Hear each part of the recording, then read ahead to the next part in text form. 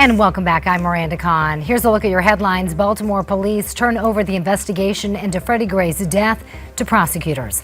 The police commissioner says 30 detectives were assigned to that investigation. The state's attorney's office will now review those documents and decide whether or not to press charges against the officers involved. 25-year-old Freddie Gray died after being in police custody. While most of the media is taking a hard look at Baltimore police, there's a lot they're not telling you about the victim, Freddie Gray. Check out our very latest article on Newsmax.com. It's called 17 Things About the Baltimore Riots the Media Won't Tell You. It may look beautiful, but this erupting volcano in Chile may cause long-term economic damage. That's because cattle and fish are dying as a result of the volcanic ash.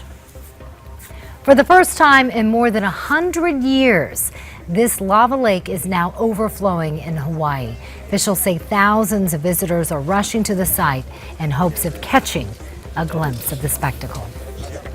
Self-described socialist Bernie Sanders has officially thrown his hat into the Democratic ring for president in 2016. Right now, he's the only Democratic challenger to Hillary Clinton.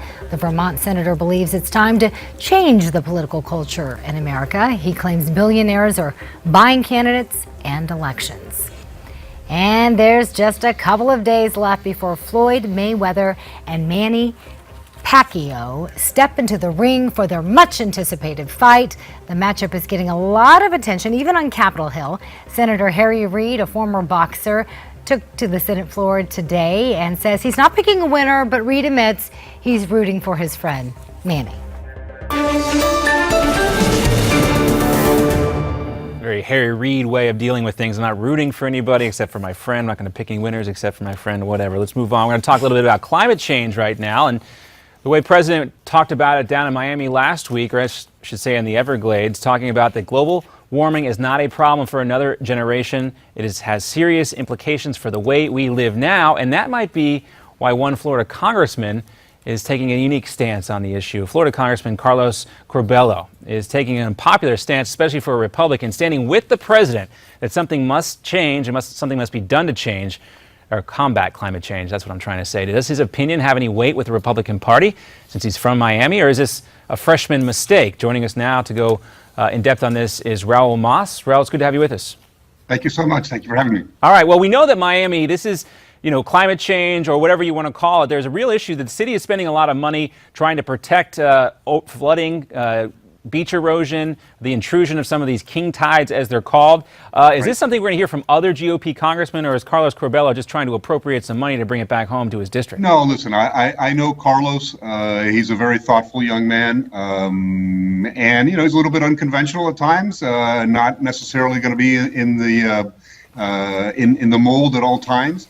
But he's a thoughtful individual, and as you can well imagine, look, the issue of the environment in Florida is something that is absolutely crucial to our economy. It's been that way for years and years, and absolutely, this issue of climate change is one that is being talked about more often, particularly in the South Florida area. If you looked at the Miami skyline recently, we have tons and tons and tons of humongous sort of condominium buildings being built right next to the ocean.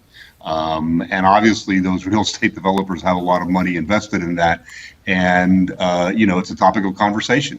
I personally, I'm not a scientist, but I have a great deal of respect for the scientific community.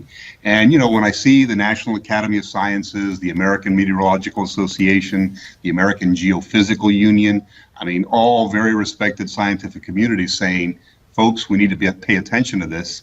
I'm paying attention. Yeah, well, like we mentioned, there are real financial costs to this, and Miami's seeing this right now, and we don't know if it's human caused or not. Scientists will decide that at a later date, perhaps, but real economic impacts. But Carlos Curbelo might not have very many allies in his own party, but he does have an ally at the Vatican, Pope Francis, also talking about climate change and the UN and their need to get involved here.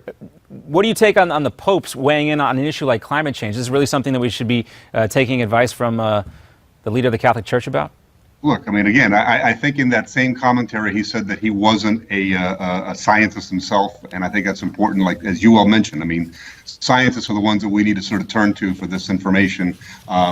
Look, I think the biggest issue with the whole climate change debate is who's going to pay for it, you know? And I think one of the missing pieces of the puzzle here is that if you look at who is the biggest contributor these days to sort of carbon pollution, it's not the United States, it's China. I mean, China basically is emitting so it matters less what we do here unless we get some buy-in, although China has real problems with pollution and they're trying to take some steps to finally try to curb that as well. But Raul Moss, good to get your take on this. Interesting comment there from Carlos Curbelo on climate change.